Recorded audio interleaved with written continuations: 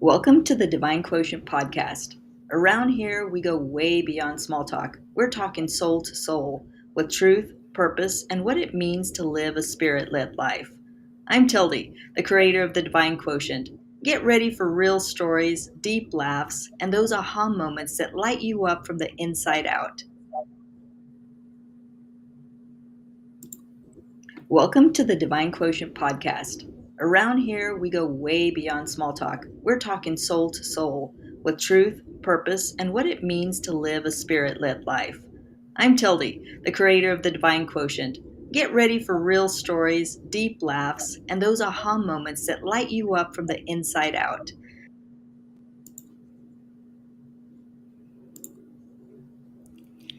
Hi, everybody. I'm Tilde. I'm your soul coach. I guide you from overwhelm and overgiving to peace, joy, and guilt free boundaries using the Divine Quotient methodology, which teaches spirit mind body alignment. Welcome to the Divine Quotient podcast. My featured guest today is my friend Carlos Carpizo. He's a published author of At Risk of Greatness.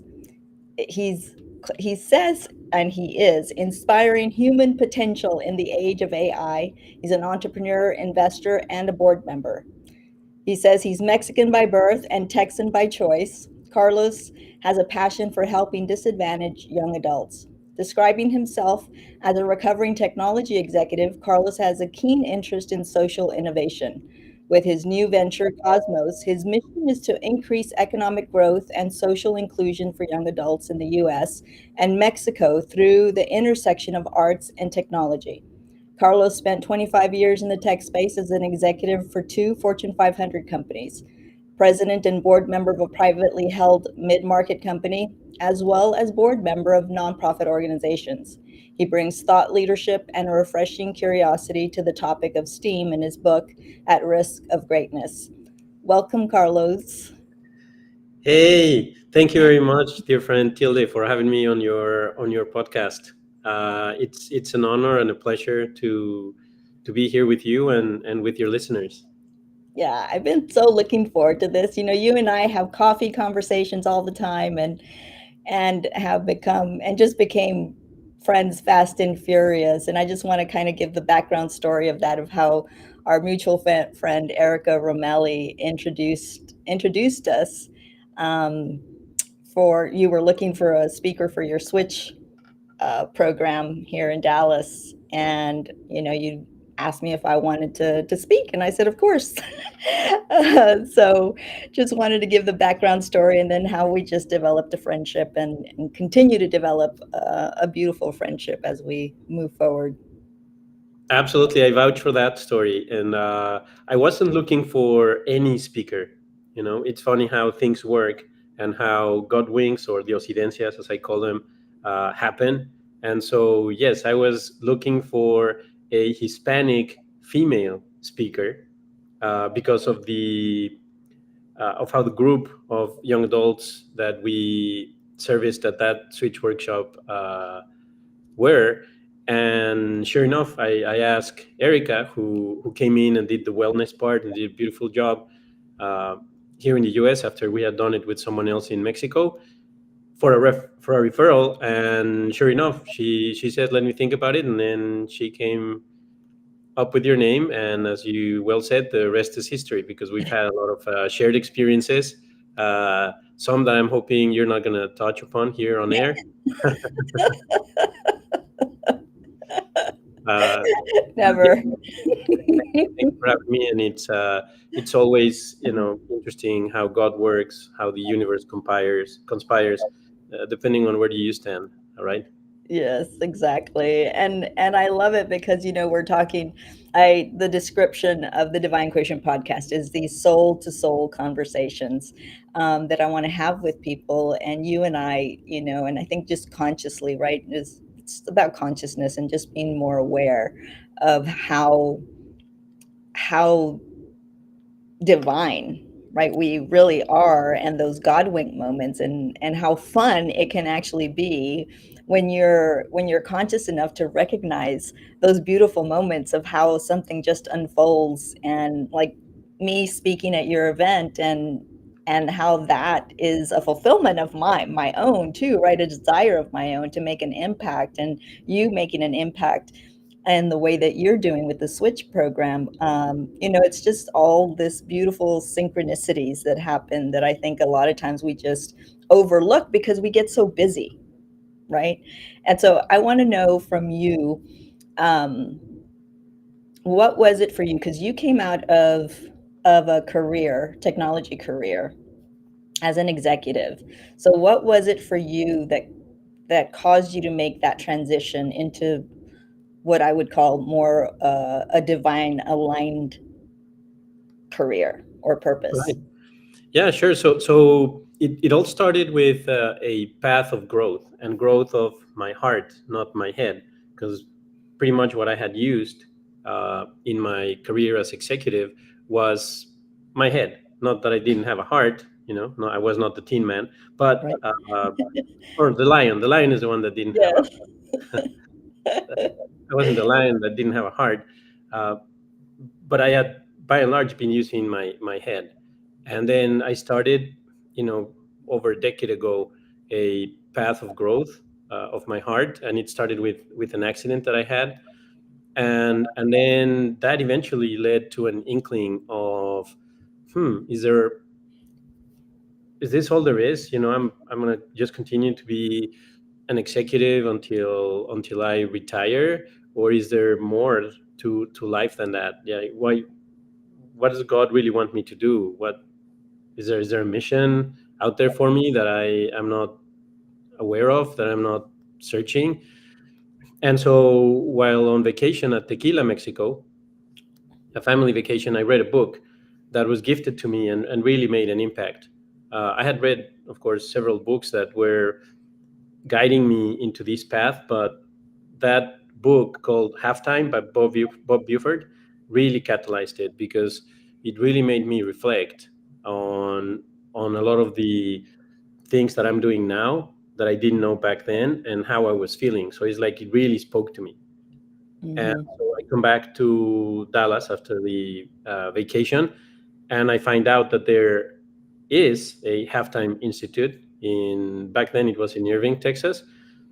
And so I was very fortunate in that I was able to join their fellowship program, a 12-month program where I went in with a cohort of brothers. And through that, I found my mission for my second half of life. And the whole concept is, you don't need to retire in the way that it was designed, before, by how corporations work. Is you just need to find another curve that you can ride, where you can use your God-given talents, and hopefully focus not only on you and success, but significance, helping others. And so that's what has me doing what I've been doing for the past for the past few years. Thank you for sharing that. That's really beautiful. Do you think that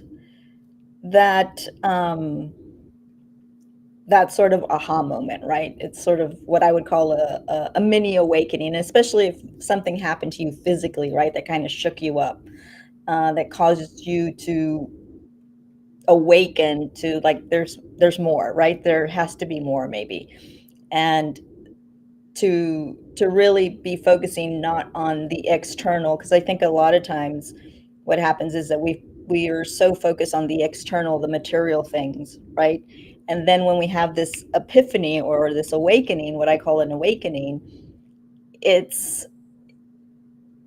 it's like there's we redefine success. Like I describe what happened to me as, I redefined success when I was focused on how much money I make, the house, the car, all of those external things. All of a sudden it was like, what is my heart calling me to do? Right? That moment. So did you have to, and not have to, but did you then redefine success for yourself in that transition of, your own awakening? Absolutely. And you mentioned it while you were doing the intro. We were sometimes too busy, right? uh, Pursuing our career goals, or our corporate goals, if we are working for someone else, and we leave little to no time on our calendars to really learn about ourselves and how are we evolving, and how is it that we are feeling, especially for men. For men, it's widely known that oftentimes we are taught not to focus on feelings. Uh, and if you focus on feelings, don't try to share them with your fellow men, because it doesn't go well, right? It's not well received. Right. Um, so yes, I think that absolutely it's searching for the internal power as opposed to the external power that starts pulling you into a different direction. So it's not that you have to push to get to a different direction.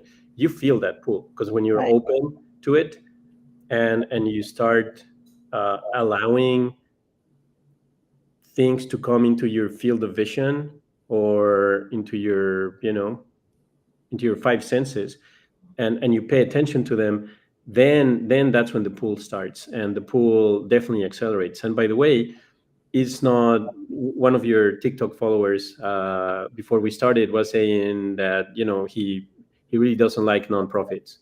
Right. Uh, Or nonprofits are a scam, is what he Nonprofits are a said. scam. Yeah, he took it to the next level. Some are. Let's be honest. Yeah, some nonprofits Absolutely. are a scam, but definitely not all nonprofits are. The vast majority of them are not. It's like when you say, "Oh, people are criminals." Yeah, there are criminals, of course, but vast majority of people are non-criminals. Right. And I bring this up because there's a misconception that, oh, if you're gonna follow your path or your mission, then you're gonna have to join a nonprofit or start a nonprofit. No, that's one way to do it. That's the way I chose, because that's how it happened. I didn't design it.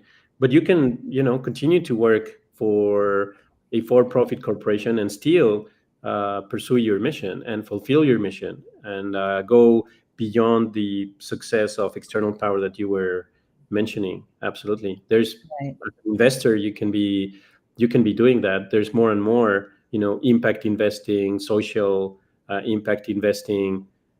Yeah, It's out there, right? And that's the whole reason I wanted to do one of the main reasons I wanted to do this podcast is because I think right now we get in our own echo chambers, right, of negativity, which are a lot of fear right now and uncertainty in the world. And I just wanted to highlight people, good people doing great things, because that's the only way that we're actually going to create change, positive change, is by learning how to tap into what am I being called to do in this instant, right? Or who am I called to be? Not so much do, but who am I called to be in this instant? And then creating whatever it is that I'm supposed to create from that space. And it can be as simple, it doesn't have to be a business or a nonprofit. I want to remind people that it can be just being loving and being present in your family, in your around your friend circles, where more and more, I think it was a video that a friend of mine posted recently, where over 60% of our time we're spending online now, and friends and family were maybe 4%, 6% of the time. That's a drastic difference than what it used to be. And so I think it's super easy to get into those echo chambers and just kind of get lost in that instead of actually tapping in and going to our soul, going into what I call divine alignment, to really see who am I being called to be in this moment. You mentioned something really interesting as a man, right? And um, not being comfortable with the feelings. And one of the things that I talk about too is that all of us are made up of this divine feminine and divine masculine energy, right? And how we have to find the balance within ourselves, because the feeling part is the divine feminine, right? Is the nurturing part, is the mother. And then you have the more masculine, which is about doing and taking action, and finding the balance of like listening for the inspiration and then taking action. How would you describe the way that you take action now? You know, how would you describe that balance within yourself? Because all of us are different, right? The way that I balance out my masculine and feminine is very different than you. So how would you say that has transitioned for you after you made the after you were awakened? Right. Well, let me link it to. I just realized that I didn't answer your previous question, which is success and what is success. And I think Mm, this is great intersection because success is whatever you want it to be, and we need to stay away from pursuing the success that others impose on ourselves right. by either marketing or cultural norms, or a lot of things play into, oh, for you to consider yourself successful, you're going to have to do this or be like this. And that goes to these mix between the feminine and the masculine, because I think it's very important to do check-ins and understand how are you feeling with some of the decisions you're making or have made in the past. Um, Preferably, you do that check-in before you make important decisions. I know I've made a ton of mistakes in the past because I didn't have that connection. I didn't have that uh, trust in following my instinct, Hmm. and I was just using my head. And I'm not saying that I'm good at recognizing feelings. I mean, I have on my phone, I have a feelings wheel, and then when I'm unsure, then I go and follow the feelings wheel to understand what is it that I'm feeling, where is it that I'm feeling it. And mind you, this is very important, not only for your personal life, but for business too, and how you're making decisions that impact your business, whether it's a startup or whether you're, leading hundreds or thousands of people at a publicly traded company. Uh, I think it's the exact same thing. And of course, we have to focus on data and measurable outcomes and making a profit, that, Hmm. yes, that's important, but it's the way in which we do it. It's like capitalism. I don't know that there's another system on earth that works as well as capitalism does.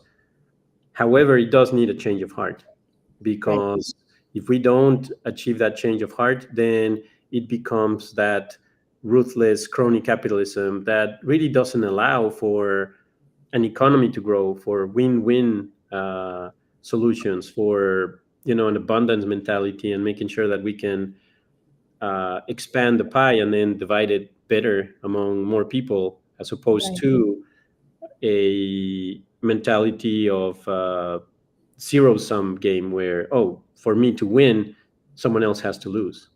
Right. Exactly. Uh, and something that else that I want to say is there's a great video out there, uh, a conversation between Simon Sinek and Trevor Noah, Mm, where they actually talk about how important it is for men to be vulnerable. And it's interesting because at the end they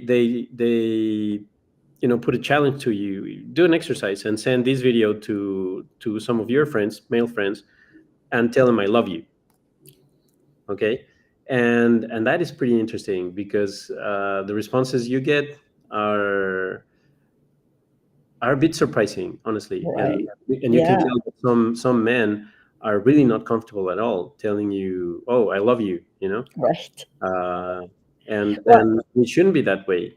uh, yeah, absolutely. And I think even just the suggestion of doing that, like men can be aware, even just hearing it, like how did that make you feel to have another man suggest to you to do something like that? Did it make you uncomfortable? What feelings did that bring up for you, right? Because like for me, feelings and emotions are just guides. They're information for me to look at and to learn from, and to ask myself, like, if there was any sort of resistance to that, where does that come from? Are they old voices that are telling me that that's weak, that that's,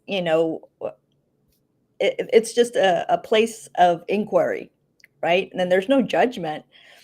It's just information to really be able to use at the point of where it happened to really help us learn and grow from that experience. So I love that. I'll Yes, share and the it you can doesn't share mean the that. link in the comments on LinkedIn. That would be awesome.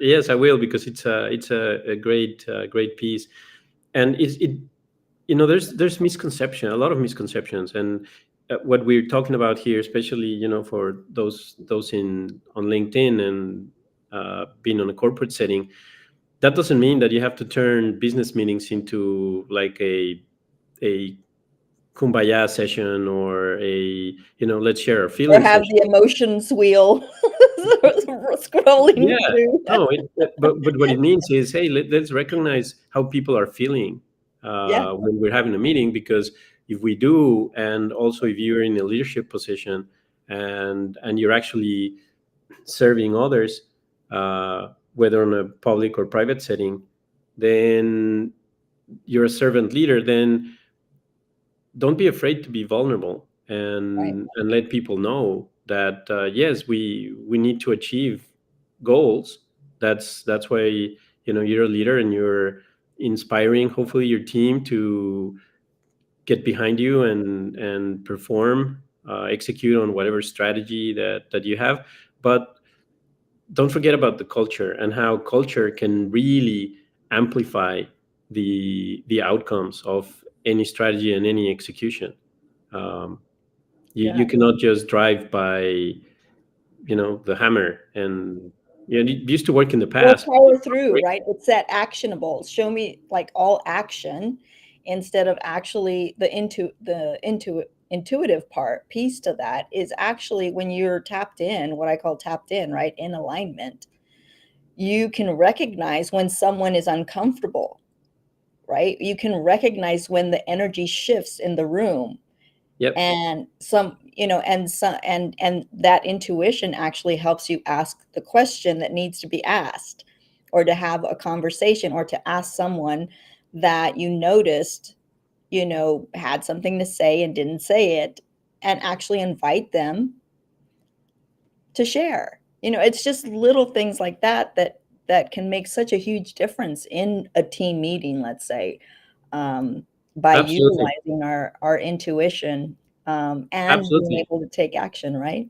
And more in this age of huge advancement in automation and AI, where the the key differentiating factor is going to be people, us humans, and how do we focus on the humans that are part of the enterprise, and Right. making things happen, and asking the right questions of uh, not only large language models, but asking the right questions as far as how is any use of AI going to be ethical, going to be advancing our human condition, as opposed to just trying to drive a little bit more profit, uh, with dire consequences for our teams, for our enterprises, and for society at large. Right, exactly. And you and I have had numerous conversations about AI and the impact that that's having on people's psychology, right? And so I would love for you to explain how you are leveraging AI in your own business, but also helping to train, or if you're using part of that training for the youth that you're working with. Absolutely. So on the uh, latest workshop that we had, because we're about to graduate our first cohort of trainees, funded by the Texas Workforce Commission and Clark University, in conjunction with our technical training partners, 4Geeks. We're upskilling young adults, some of them not that young, but it's all relative, right? I'm not a young adult, but my threshold of a young adult is very different than for Gen Zers.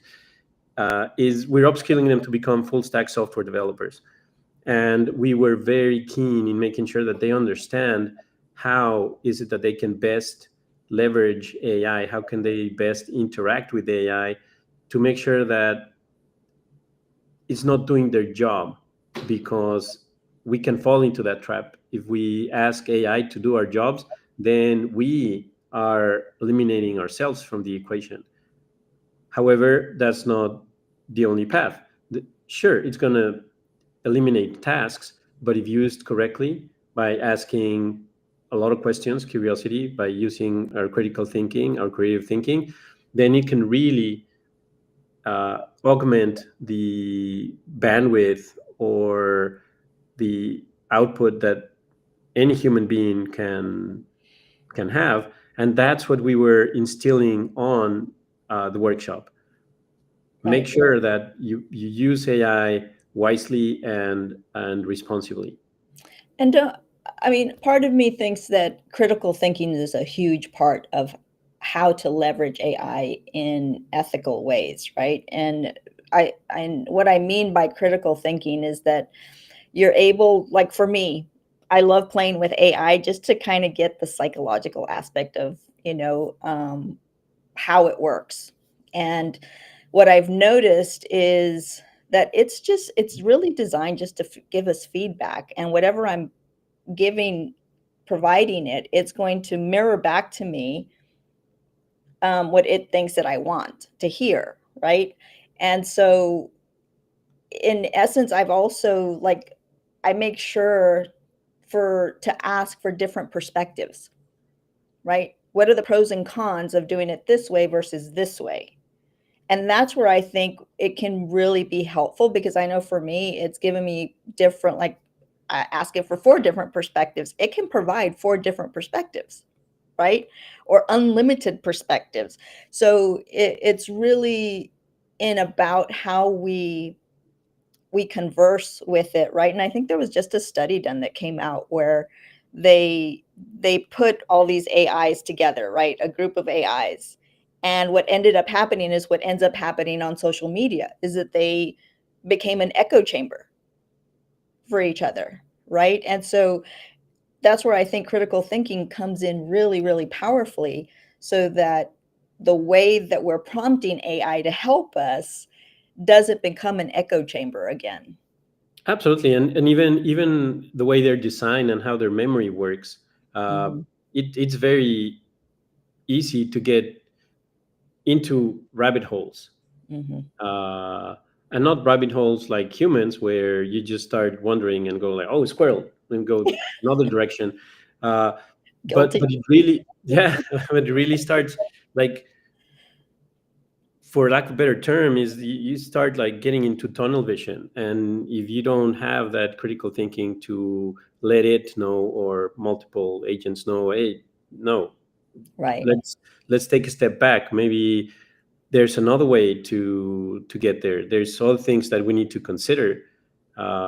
Absolutely, yeah. No, Yeah. it's very interesting. Now, what you're mentioning is also how we're using AI in our for-profit side, because Mhm. what I described is the non-profit, the Switch Workshop, but on the for-profit side, Cosmos Workforce, AI can really get to know us well. And what we're doing is we're combining gamification with AI to eventually get to a vision that we had, which hadn't been we haven't been able to achieve. But now AI opens up a whole level of a different level of achieving it, which is having young adults play and us measuring. And what can we measure? We can measure anything that there is to measure about the young adults, to understand them and understand what is their best career path. um, Help corporations make sure they bring in employees that are going to be happy and are going to be aligned and productive, because Mhm. we will eventually measure behaviors, personalities, interests, cognitive abilities. Today all of that is done with validated assessments, which have served their purpose. Nothing wrong against that, Right. against them. uh, but they have not evolved the way they need to evolve to make sure that they're engaging for the next generations. And that's what we're doing with Cosmos Workforce, and that's where we're using AI in combination with gamification. And so what have been the results of that? Like, what's the difference that you've noticed in doing that? Well, Integrating to AI be into the gamification. to be determined, because uh, uh, we thought we had a minimum viable product, and I recognize now that I landed it on the wrong spot. That's on me. But we've taken that, and then we've take the lessons learned, and now we're working on the next iteration of it that will be, wildly successful. Of course. So results, stay tuned. Not we don't have them yet, but we will. Yeah. And so what's the biggest takeaway for you? Like if you can give people out there advice on how to use AI, right? Because I see it from another perspective in the people that I'm seeing come through as my clients, like the overwhelm that that creates in their jobs because they're being asked to use AI for everything now, right? And it's actually creating more work and more stress for them. So what's your number one piece of advice for people that find themselves a little overwhelmed with AI at this current time? Wow, that's a tough one. Sorry. You told me you wouldn't ask me tough questions.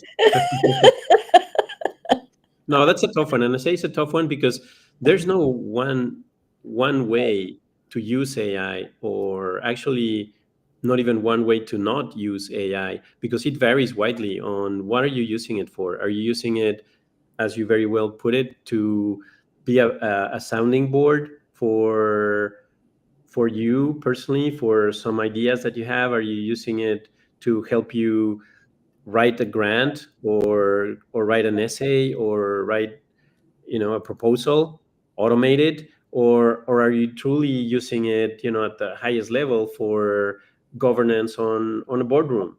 It's very different, and I think that the one thing that I would probably say is, make sure that it's not replacing you as a human. Make sure that it's making you a better version of yourself. Yeah. And for me, that concept is coevolution, because I borrowed that term from biology when I published the book in December of 2020, and now I hear it more and more. Actually, I was at the Dallas Startup Week at SMU. Well, we went together, Mm, and if you remember, uh, the keynote speaker was talking about that concept, co-evolve. yeah. Absolutely. So that's the way to, I guess, use AI.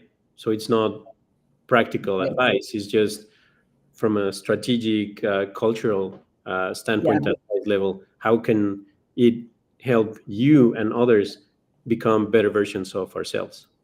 And I think knowing and that's from a place of knowing ourselves, right? And I say that because if I know myself, I know what I'm using it for. I know how I would like for it to perform in order to help me evolve to become, whether it's a better writer or speaker or just organized, right? More organized. Um, what I've noticed is that, and because I'm aware of who I am and what I am, I also notice when it's guiding me in a direction that I don't want to go, right? And that's the critical thinking part that I think is essential in being able to recognize and not just take its answers for whatever it is and and accept them when that part of me that doesn't feel aligned, and I'll tell it. I talk to my AI, it's like, "That doesn't feel in alignment with me.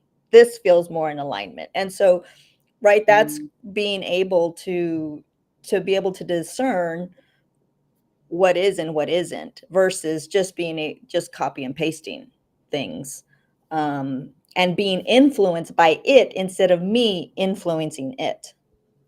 Yeah, and that's sort of. I mean, we this conversation has been like, as individuals, has from a personal standpoint. But when you look at it from an organizational standpoint, then that's another ball game too. You need to make sure that you have clear rules, you have clear boundaries on what is it that all members of the organization, again, whether it's nonprofit or for profit, or a book club, doesn't matter. What is it that people are going to be allowed to use, and what is it that is off boundaries, Yeah. and what tools are being used, and are those tools aligned with your core values and your ethical standards as they're being used, and their output is being used. Yeah, exactly. Well, awesome. Thank you so much for this conversation. You and I can talk for hours, Yes, and we do. certified. Is there anything else that you want to share? I'd love for you to share the nonprofit, how people can find you in the nonprofit, or anything else, Carlos, that's on your heart that you want to share with people. Well, thanks again for inviting me, Tilde. I wish you much continued success with this new podcast, Soul to Soul Conversations. I think I'm gonna use that, which is to all the listeners, have more soul to soul conversations with anyone around you. Uh, we're becoming more and more isolated, and so having soul to soul conversations is a great way to avoid that isolation. I i will bet $2 to all of your listeners that if they do that, then they're going to be happier, they're going to feel healthier. Yeah. And going back to what our mutual friend Erica Ramelli tells us, is that's who you need to be: a better human, and happier, healthier, and wealthier. And wealthier from a lot of different aspects. It's not just financial wealth. So yeah, have more soul to soul conversations. Awesome. Thank you so much, Carlos. I love you dearly. Really. Thank you. Love you bunches too. Absolutely. All right. Gracias, Tilde. Thank you, everybody, for joining us. See you next time on the Divine Quotient podcast.